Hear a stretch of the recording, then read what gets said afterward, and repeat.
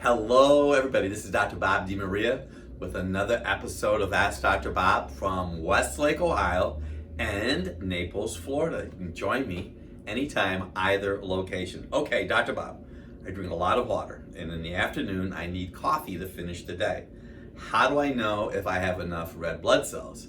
Which is kind of interesting why you ask that question, because oftentimes when you're tired in the middle of the afternoon, it could be adrenal fatigue, maybe low blood sugar. But to answer your question, the best way to find out if you have enough red blood cells is to do something called a CBC with a differential.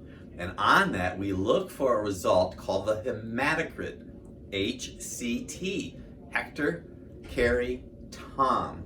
HCT is the percentage of red blood cells. So I hope that answers your question, how you can find it out. But your blood sugar could be dropping, or you could have adrenal fatigue.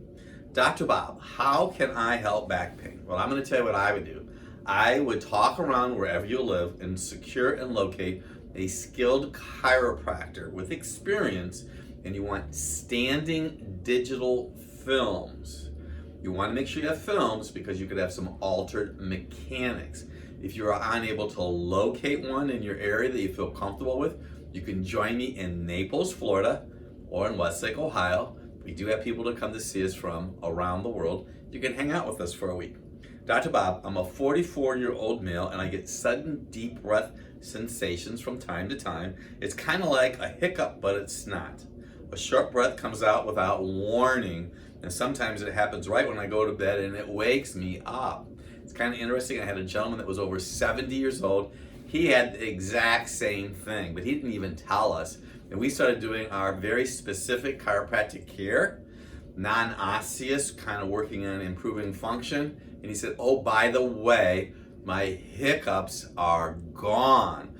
So there is nerves in your neck that go down to your diaphragm called the phrenic nerve. And if you have an alignment issue with that, and you have any kind of spasm of your diaphragm, I would locate a definite skilled chiropractor like I mentioned before. Can't find one, you come and see us in Westlake, Ohio, and Naples, Florida. Last question. Good question.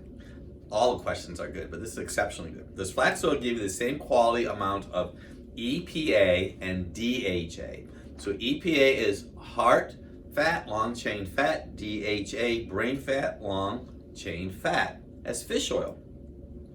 Now, flax oil has to go through steps, a metabolic pathway.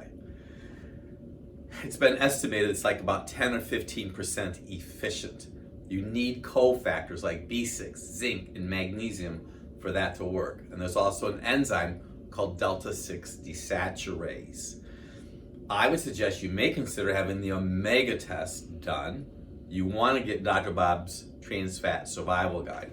So flax will end up as a long-chain fatty acid and a prostaglandin, but it can be interrupted by a deficiency of B6, zinc, or magnesium, and if you have too much trans fatty acid or food additives, that will sabotage it also. I personally use Bio-Omega 1000, which is a sardine and anchovy-based oil, and I also use black currant seed oil.